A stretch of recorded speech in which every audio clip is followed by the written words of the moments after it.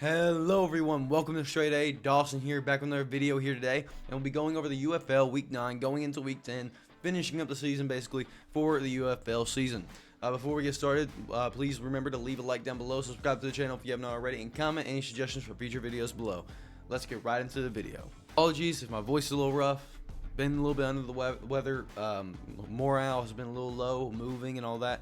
It's been getting to me a little bit, alright? So, apologies ahead of time. I haven't really recorded many videos yet, so it's going to be probably the trend for tonight as I record the rest of these videos for the weekend.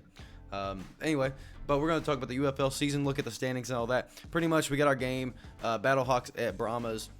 Pretty much, I mean, I guess technically Brahmas could lose and Battlehawks could win, and I don't know who that has tiebreaker, to be honest with you. I didn't go into that big of a detail, but I'm going to guess the Battlehawks might. So the Brahmas really want to win, Battlehawks really want to win, so we'll go with that. DC Defenders, Renegades are out of here.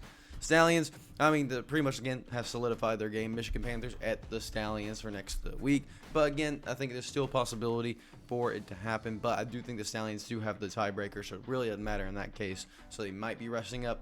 Not too sure. We'll figure that out though.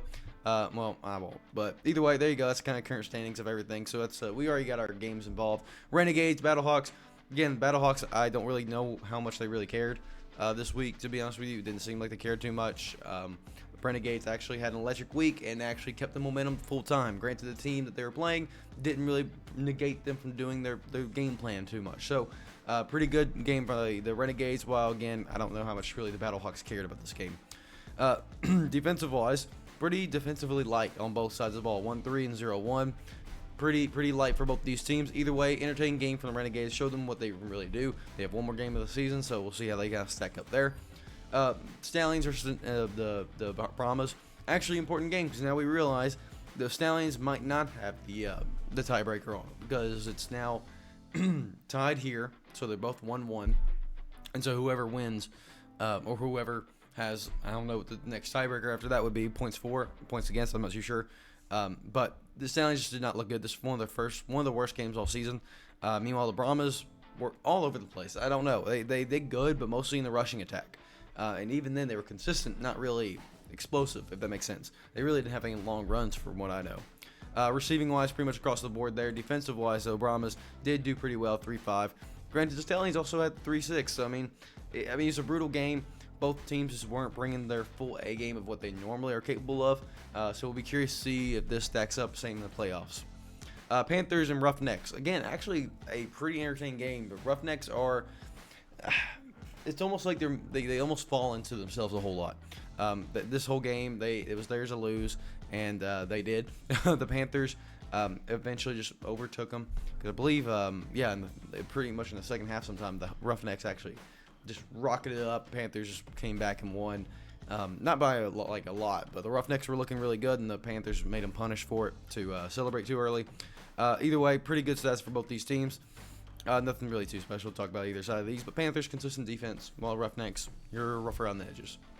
DC Defenders and Showboats, no surprises here. Pretty much story of the week here. Showboats, DC Defenders are fine, I guess. I don't know. They've lost all steam for me. Look at their stats here; they look damn good, but otherwise not too great across the board here. Defensive wise, actually quite good from the Showboats. It looks like Stallions. Again, this was one game I really just didn't pay full attention to when it comes to all this going on. Either way, Showboats, maybe they'll have a better season next year. I'm not too sure. DC Defenders, your season's over too, but I had higher expectations for you, so maybe that comes back. Who knows? We don't even know what the UFL really is going to be capable of next season, but we'll find out. But let's go into UFL Week 10 predictions and power rankings. So let's see if there's any controversy here, because I do believe the Panthers and Brahmas going into the playoffs have more momentum than the Battlehawks. Stallions, of course, #1 league. Not going to question them. Panthers look damn good. Again, they play consistently good ball, while I can't see the Battlehawks do. Sometimes it feels like they blow it in important games. Again, I don't know how much they really cared, but I think that if you add up the last few weeks of the Brahmas and the Panthers doing all right and Battlehawks falling off a little bit, I think it makes sense to put Panthers and Brahmas above them. Now, I do like the Battlehawks' chances in the playoffs, but we never know. I'm curious to see how they will perform because now it's nut up or shut up time here pretty soon. And they got one more game. Really doesn't matter game, but either way, we'll see.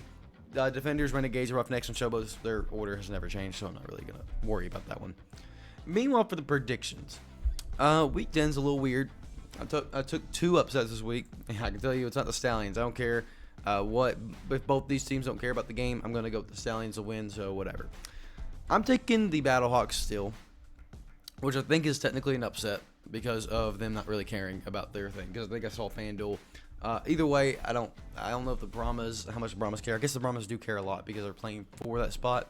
And I'm not too sure what the tiebreaker is. Either way, my gut says Battlehawks. Battlehawks it is. Renegades, give me them. I think they're finally going to end the season off strong. DC Defenders have been cold all season. Renegades have been hot. Let's go. Actually, just remembered, the Battlehawks were not